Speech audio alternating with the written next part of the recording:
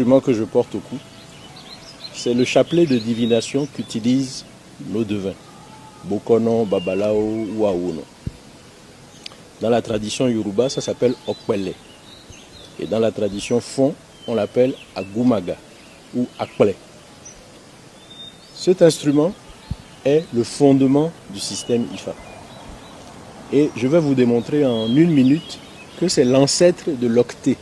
Nous croyons avoir découvert l'octet avec l'arrivée de l'informatique, alors que nous maîtrisons l'octet depuis 4000 ans avant Jésus-Christ. Si vous prenez le dictionnaire Larousse, ou que vous allez regarder sur Google la définition du mot octet, un octet est un ensemble ou un multiplet de 8 éléments binaires. Dans cet instrument, regardez combien de demi-coques de noix nous avons. 1, 2, 3, 4, 5, 6, 7, 8. Et chaque demi-coque de noix, si on la jette sur un support rigide, elle présente ou une face creuse ou une face convexe. N'est-ce pas un élément binaire? Creux, convexe, comme une pièce de monnaie, pile ou face. 8 éléments binaires, voilà l'octet. Mais nous ne savons pas que nous sommes détenteurs de l'octet avant même que les Occidentaux ne conçoivent le binaire. Puisque la logique binaire n'a été théorisée en mathématiques qu'au milieu du 19e siècle, vers 1852-53, par l'algèbre de Boole, qui annonce l'émergence de l'informatique un siècle plus tard, au milieu du 20e siècle. 4000 ans avant Jésus-Christ, nous maîtrisions le binaire. Mais nous ne le savons pas, puisqu'on ne nous enseigne pas ça à l'école. Moi, je n'ai pas appris ça à l'école. De la maternelle jusqu'à l'université, on ne m'a jamais appris que mes ancêtres étaient détenteurs du binaire. Voilà pourquoi, depuis 10 ans, je suis engagé à nous réconcilier avec nos savoirs endogènes. Nos ancêtres nous ont laissé des trésors, mais on nous a appris à les renier, à les diaboliser. Et nous croyons que tout le savoir vient de l'Occident.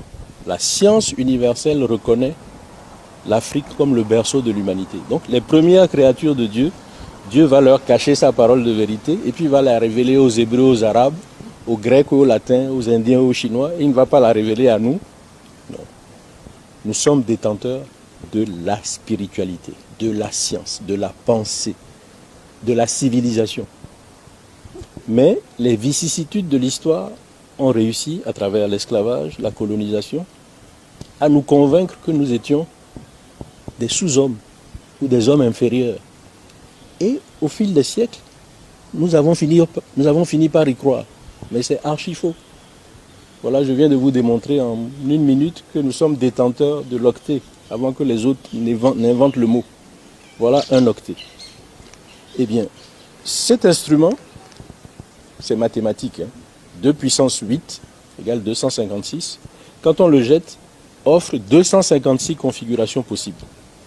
Ces 256 configurations correspondent aux idéogrammes du Fa, d'Ifa, et qui sont la base commune de 3 sciences. Donc imaginez que les 256 idéogrammes, je les enferme dans mon poing, comme une sacoche.